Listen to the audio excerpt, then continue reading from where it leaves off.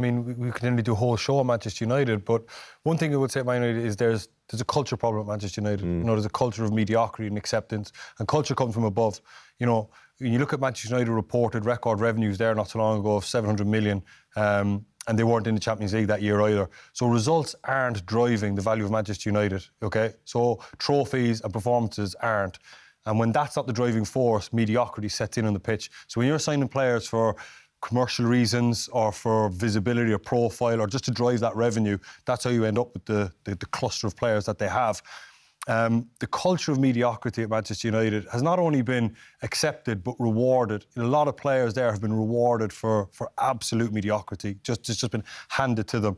And every time you sack a manager, you embolden that mediocrity because they think, well, we're right and they're wrong because we keep changing the manager. So you can keep changing the manager if you want, and a new manager will come in and he will get an initial reaction out of the players and he will get an initial burst and you'll see results and things will be right again. Yeah. But then they'll sign the wrong players, and then the players who realise, you know, players that don't want to run, can't run or won't run, it doesn't matter. They're not running, they're not trying their best. So the manager always pays the price. So they'll just go, oh, well, I'll just wait him out and another one will go. So ultimately, if you're going to change the culture at Manchester United, right, a manager needs to come in and you need to root out the causes, ruthlessly root it out and dispense with them immediately and make example of players. But you can't, I mean, that's very easy to say, but, you know, you saw when he wanted to get rid of a couple of players in the summer, like Maguire, for example, you know, that you just can't get rid of players like that. Right, that's where you go back to the culture coming from the top. If the owners want to get serious about Manchester United winning matches, winning trophies and being, you know, the premier club in English football,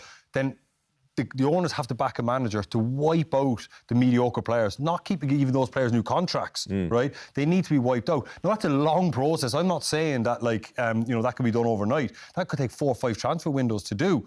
But Ten Hag obviously has to shoulder a lot of the blame. But I could imagine, I like Ten Hag. I actually think he is... Well, the question I'm going to ask you then is, because I don't think Richard agrees in terms of Ten Hag, is that if the new structure comes in with controlling the sporting side of it, the Ineos group, and there's a new sporting director mooted to take over, and they get all that side of the club sorted out, and the recruitment, the stuff that the likes of Liverpool, for example, and City have been doing brilliantly for years now.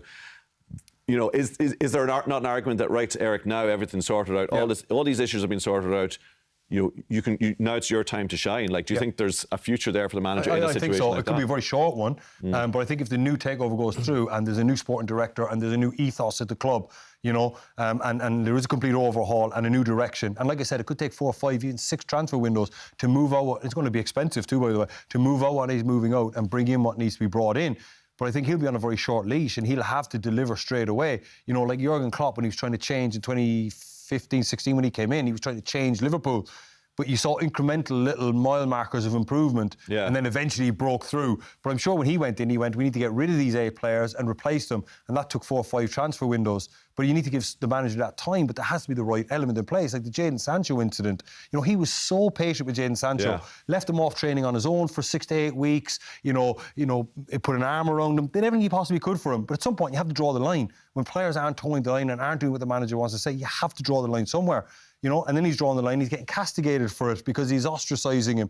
You know, I think there should be 5 or 6 fellas ostracised at that club. At least then you could change the culture or begin to change the culture. It's a big job, Richard. It's a big job, and I mean, that's the job that he wanted, but it's just, for me, United are right up in a mess at the moment. They're miles away. They need a whole new structure taking over the club. They've never got their recruitment right at any stage over the last 7 or 8 years, and like I say, it's a massive job. I don't know where you begin in terms of fixing it. It's hard for me to put up an argument about what Rich said there. Like, Ten Hag hasn't done well. Like, you know, so if the new entity that comes in with the sporting director says, you know what, we're just going to clear house, everyone out, you know, manage a whole lot, and we're going to redo everything, then he can't argue Ten Hag, because he hasn't gotten the most out of what he has, you know. But it's very, very difficult when players are as emboldened to... How important is it, sorry, Damien, final one on this, that they get things right now? Because it's been, you know, I saw some, you know, stats in terms of what their Champions League performance has been, even in the last decade, even including the last couple of years of Fergie's reign, that they've knocked out the group stage on 4 occasions. Only been to 2 quarterfinals in all that time. And you look at Bayern Munich last night, and you think they should be at the same level. Yet it looked like Bayern were at their ease last night. But I'll go back to my original point, Tom. That doesn't matter to the Glazers. They're still turning over record revenue. I don't know how that's possible, right? So Manchester United are not driven by results anymore. There's another entity, and it's probably worldwide. How long that can continue? Like, absolutely, and that does have a shelf life. I'm sure when that is dying out, that's when the Glazers will step away, when they've absolutely milked the club for what they can. But when results and trophies and performances aren't the driving factor of the football club, you end up where Manchester United are.